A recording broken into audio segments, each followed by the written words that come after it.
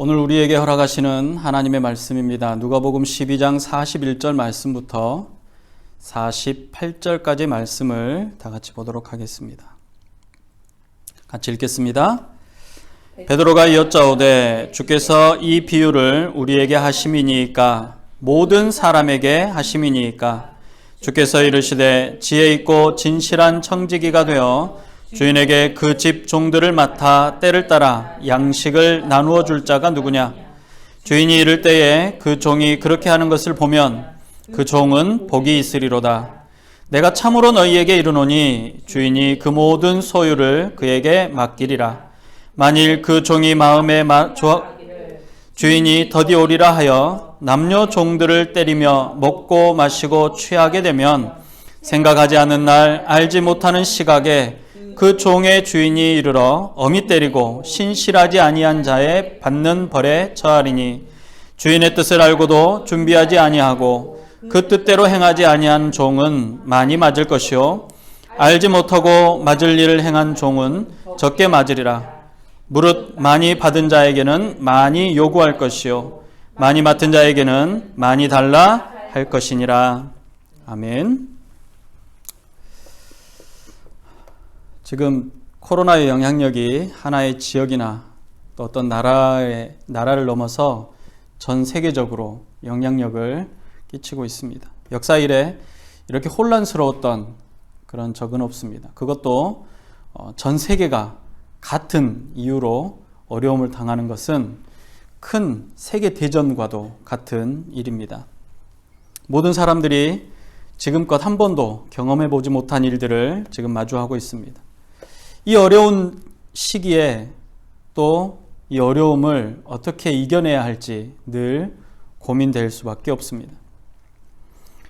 우리가 경험하는 또 한 번도 경험해 보지 못했던 이 어려움을 우리는 쉽게 끝나고 마쳤으면 합니다. 그러나 우리의 이 어려움들이 쉽게 끝나지 않을 것이라는 것을 많은 전문가들이 이야기합니다. 처음 이 코로나가 발병되었을 때만 해도 우리는 여름쯤이면 모든 것이 해결되고 일상으로 돌아갈 것이라고 생각을 했습니다. 그런데 겨울이 되어도 해결되지 않고 또 오히려 더 처음보다 강력한 상황에 직면해 있습니다. 잘 대처해왔다는 유럽 중에서도 독일은 하루 확진자가 2만 명이 넘어서고 있고 아시아의 한국도 하루 확진자가 300명이 넘어서 어쩌면 다음 달 12월에는 600명에 이를 것이라는 예상을 하고 있습니다. 이런 상황들 가운데 안전을 위해서 개인의 위생을 강조하고 여러 사람들이 모이거나 여러 사람들이 지나가는 곳들에서는 마스크를 반드시 쓰라고 합니다. 이런 경고와 대책을 잘 따르는 사람들이 있는 반면에 자신과는 아무런 상관이 없다라고 생각하는 사람들 또는 이것은 거짓이며 가짜라고 말하는 사람들도 있습니다. 이미 확진되어서 곧 죽게 되었는데도 사람들이 자신을 속이고 있다고 또 자신을 이 코로나라는 거짓 병의 이름으로 묶어두고 있다라고 반응하는 사람들도 있습니다. 이미 확진되어서 죽을 위기에 처해 있는데도 자신이 코로나에 걸리지 않았다라고 소동을 일으키는 사람들이 많다라고 합니다. 생명의 위협을 느끼면서도 또 위급한 상황이면서도 그 상황들을 부정하고 또 수고하는 이들을 향해서 공격하기까지 한다는 것입니다. 우리는 이미 다가온 위협 아래에 있습니다. 우리 모두는 아주 가까운 미래조차 알 수 없는 존재이기에 다가올 위험에 늘 대비해야만 합니다. 각종 사고로부터 자기 자신을 보호하기 위해서 우리는 모든 노력들을 아끼지 않습니다. 우리가 옷을 입고 신발을 신는 것도 다가올 위험을 대비하기 위한 작은 방어의 조치이기도 합니다. 큰 비가 오는 것, 심한 바람이 부는 것, 비가 오지 않거나 눈이 너무 많이 오거나 또는 눈이 아예 오지 않거나 기온이 올라가는 것, 땅이 흔들리고 갈라지는 것 등 이 모든 자연재해로부터도 마찬가지입니다. 지진과 같은 자연재해는 정확하게 예측하기 어려운 두려움이며 공포입니다. 과학이 발달하고 여러 부분에서 한계를 극복하고 있다고 하지만 여전히 세계 곳곳에서 이러한 자연재해로 인해서 많은 사람들이 죽거나 다치고 있습니다. 다만 언제 닥칠지 모를 어려움을 대비하기 위해서 여러 가지 대책들을 세우고 계획들을 세우며 그 피해를 조금이라도 줄이려고 노력하고 있는 것입니다. 지진이 와도 건물이 쉽게 무너지지 않도록 지진에 잘 견딜 수 있도록 설계하는 것, 또 이런 설계를 따라서 공정대로 건축하는 것이 그것일 것입니다. 지진이 발생하면 여러 번 연습을 통해서 그 지진 상황에서 어떻게 하면 잘 대처할 수 있는지, 안전하게 피할 수 있고 생명을 구할 수 있는지, 언제라도 또 어느 때라도 불시에 닥치는 일이 어려움을 이겨내기 위해 우리는 노력합니다. 극한의 어려움 속에서 살아남기 위해서 생존의 법칙들을 누구나 다 익히려고도 합니다. 지금은 큰 지진들이 지나간 지 1, 2년 지나서 또는 우리가 그런 뉴스를 보지 않은 지가 오래돼서 생존 가방이라는 것을 생각하지 않을 수도 있습니다. 그런데 지진이 많은 곳에서는 생존 가방이라는 것을 꾸립니다. 이것이 뭐냐면 지진이 나면 모든 것을 버려두고라도 그거 하나만 쥐고 도망간다라는 것이죠. 그래서 그 가방을 머리에 뒤집어 쓰고 달려 나옵니다. 그 가방 안에는 후레쉬며 잠깐 동안 먹을 수 있는 식량, 물이나 로프 같은 것들이 담겨져 있다고 합니다. 그럼에도 우리는 이러한 어려움들을 겪지 않았으면 좋겠다라고 생각합니다. 건물을 세울 때 언젠가는 헐어지고 무너질 것을 알면서 우리는 건물을 짓습니다. 인생도 마찬가지입니다. 언젠가는 한 줌의 흙으로 돌아갈 것입니다. 모든 사람들이 이 사실을 알고 있습니다. 그래서 늘 대비를 하지만 한계가 분명한 것이 우리의 인생입니다. 우리의 대비는 어떻습니까? 노후를 대비해서 경제적인 활동을 하지 못할 때를 대비해서 연금을 들기도 하고 또 저금을 하면서 대비합니다.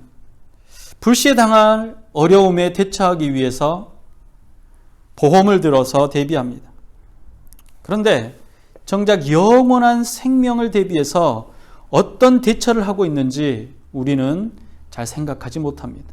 영원한 생명, 죽음 이후의 삶에 대해서는 우리가 너무 먼 미래라고 생각합니다. 그러나 우리는 아무리 잘 살아도 100년 정도밖에 살 수 없는 한계가 있는 존재들입니다. 100여 년 영원한 삶과 100년의 삶을 비교한다는 것은 사실 의미가 없습니다. 그러나 우리가 이 땅에서 삶을 살아가는 100여 년은 영원한 삶을 결정하는 아주 중요한 시기입니다. 이 기간의 삶을 기준으로 영원한 삶이 결정되어진다라고 한다면 그 어떤 일보다 그 어떤 것보다 우선이 되어야 하고 그 어떤 대비보다 중요한 대비가 되어야 한다는 것입니다. 잠깐 살아가는 삶에 불시에 닥치게 될 재해나 재난을 대비하는 것 아주 중요할 것입니다. 그러나 그보다 더 중요한 것은 영원한 삶을 대비하는 삶, 이것이야말로 지혜로운 삶이라고 할 수 있을 것입니다. 이 땅의 삶도 영원한 생명의 삶도 대비하는 여러분들이 되시기를 바랍니다.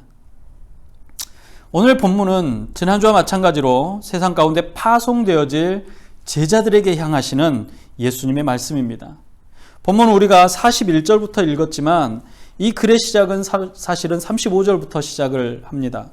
예수님께서 제자들에게 허리에 띠를 띠고 등불을 켜고 서 있으라고 하셨습니다.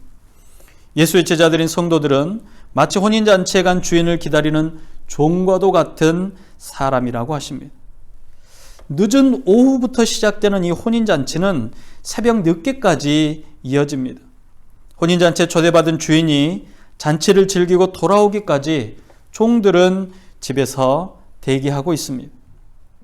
주인이 언제 돌아올지는 주인만이 아는 것입니다.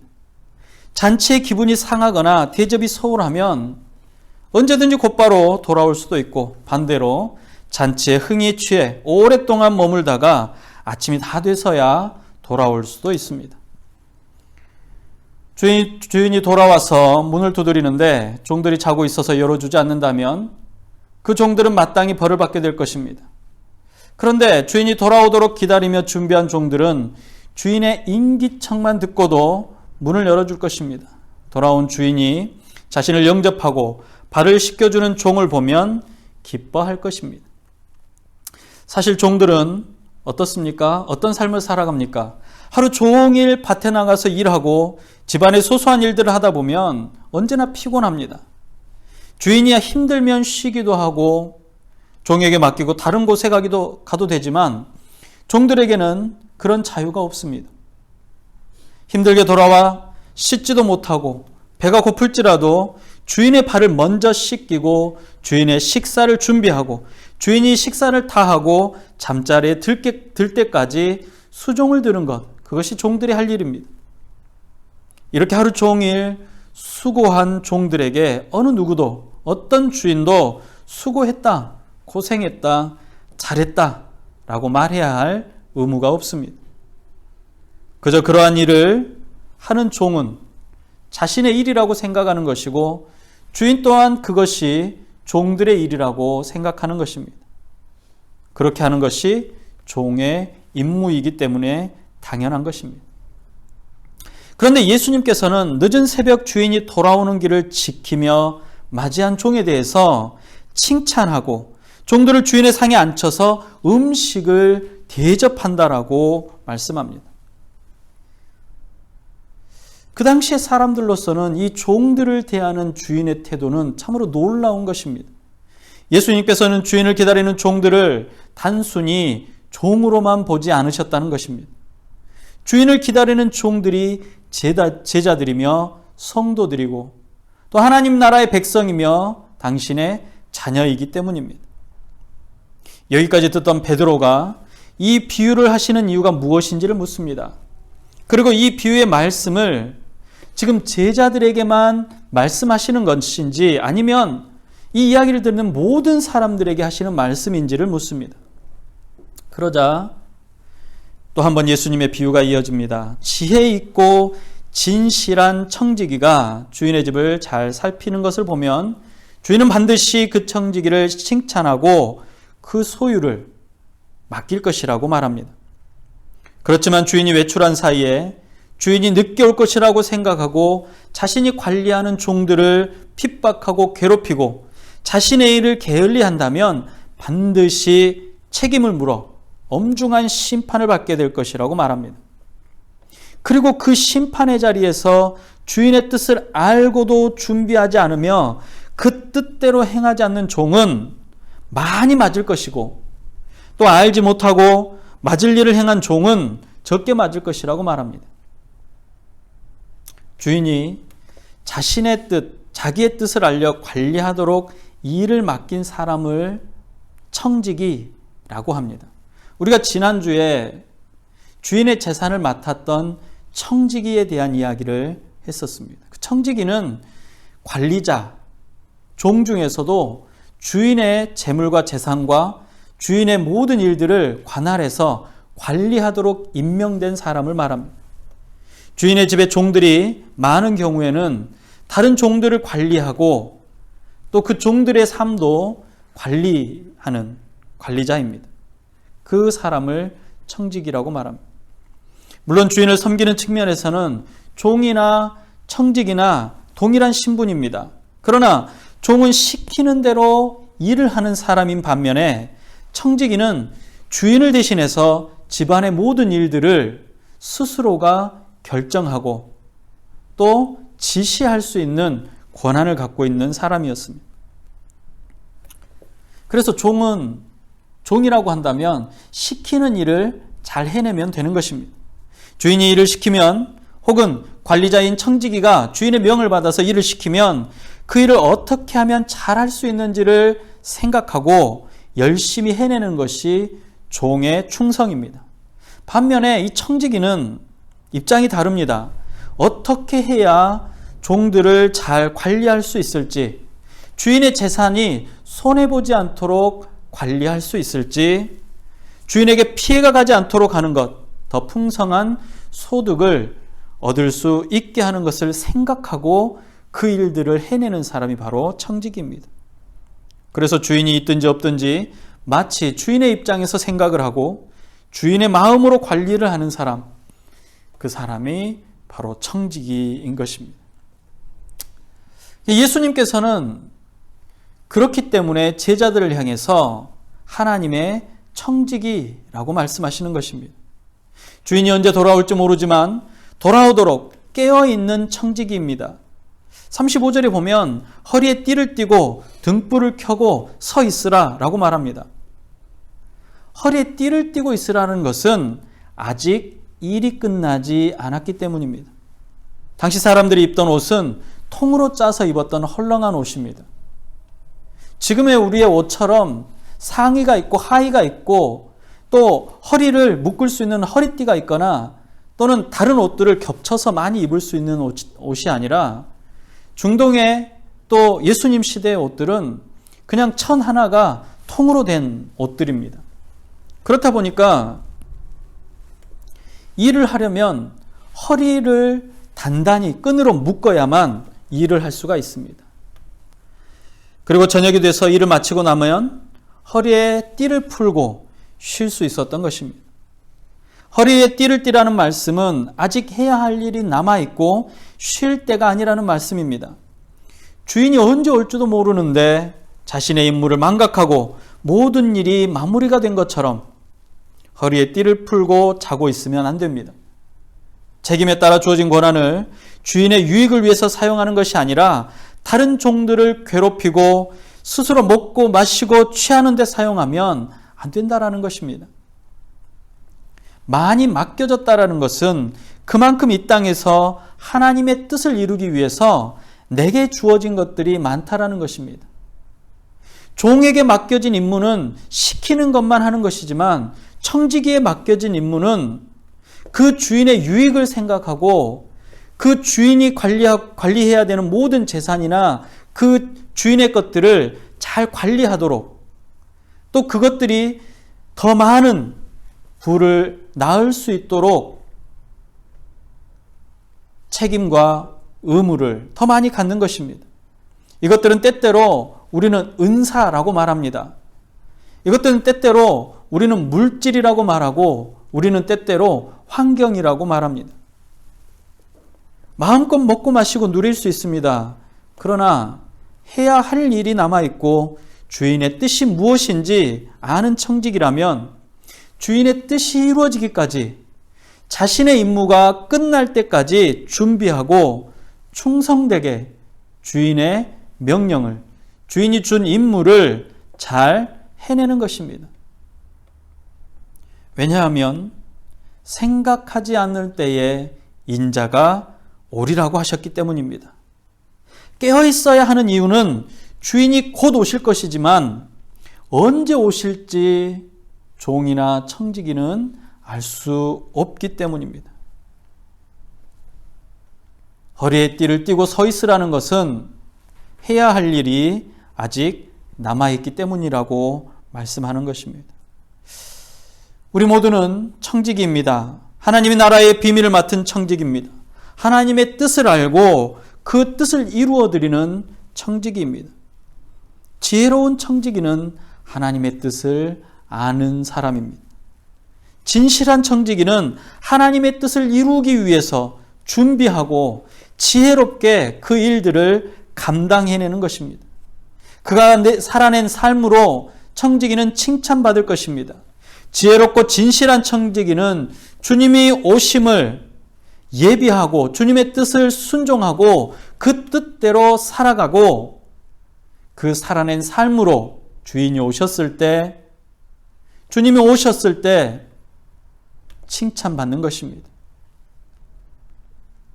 과연 우리는 어떻게 살아야 주인 되신 하나님을 기쁘시게 즐겁게 해드릴 수 있을까요?